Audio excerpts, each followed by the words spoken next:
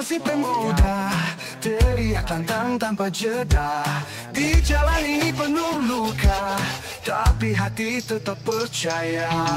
Terheran-heran karena hanya 12 hari selesai. Oh gitu ya. Saya tidak menyangka itu. Iya, Padahal makannya cuma tahu tempe itu. Goreng apa? Tempe, ikan asin. Ini ikan asinnya. Tahu tempe untuk penyemangat Pak Geng ya? Iya. Oh iya. Tapi tetap bahagia juga. Iya, iya. Kita pernah penat, bukti nyata, bukan janji. Semua cinta butuh aksi. Inilah tasawuf ya Tulohi ala jamaah.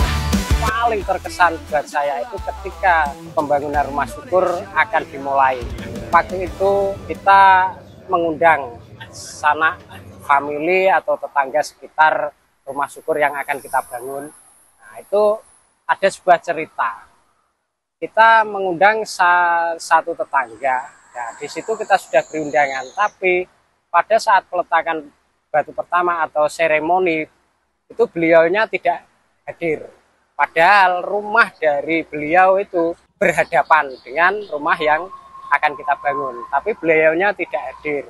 Nah, setelah perjalanan waktu pembangunan sekitar 1 minggu, tetangga yang kita undang tidak hadir tadi, beliau mengunjungi rumah yang kita bangun. Nah, di situ beliau cerita, maaf, kemarin saya tidak datang pas waktu seremoni diundang, saya tidak datang. Saya tanya kenapa, alasannya saya takut kalau ini nanti pasti ada sumpahnya. Dan itu pasti kita disumpah, katanya begitu. Nah, setelah beliau cerita, itu bilang lagi, cerita lagi, ternyata sumpahnya itu bagus. Nah, saya saring-saring yang dimaksud adalah sumpah jati diri bangsa.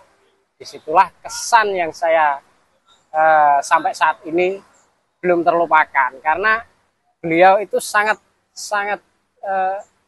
takjub sekali dengan organisasi Pemuda Sidikiyah atau organisasi Sidikiyah dengan adanya sumpah jati diri bangsa tersebut. Ikan Ketibia yang sudah membantu Bapak Mardi sekeluarga, mudah-mudahan ya yayasan makin berkah, maju, sehat selalu. Saya benar-benar tahu kondisi Pak Mardi di sini dan mendengar kabar ini dan sudah dilaksanakan, saya begitu terharu dan bahagia. Beliau pernah mimpi ditemui oleh seorang yang sudah tua. Beliau waktu itu sakit, disuruh membaca ayat atau ayat Al-Quran yang kita sering sebut dengan doa Nabi Ibrahim. Yaitu dia membaca itu, setelah kita seremoni beliau dengar kok sama dengan mimpi saya. Jadi di kejadian itu sangat terkesan sekali buat saya. Inilah tasawuf ya Tulohi ala jamaah, dari hati yang terdalam untuk Sebuah perbedaan itu sebenarnya benar-benar rahmat ya. Kita berkaca pada satu pergerakan pembangunan rumah pintar di Sukabumi, itu adalah banyak perbedaan bahasa dengan masyarakat setempat. Tapi alhamdulillah bahasanya Pak Po itu zona siji menang gelibet.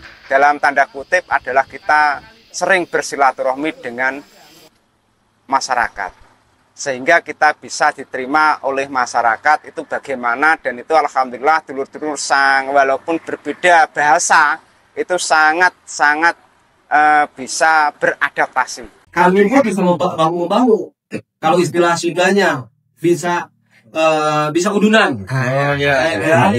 Itu sangat luar biasa.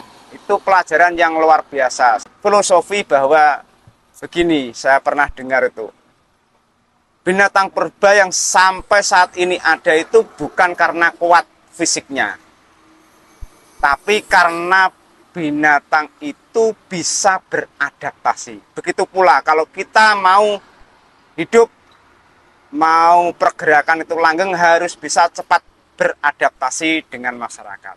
Atau tanda kutip yang kita kenal dengan silaturahmi, cepat-cepat harus silaturahmi dengan masyarakat. Ini pelajaran yang luar biasa yang kita ambil, Pak Gub. Salam sehat tentrem untuk Indonesia Raya, Opsit untuk Indonesia Raya, Zona 1 untuk Indonesia Raya.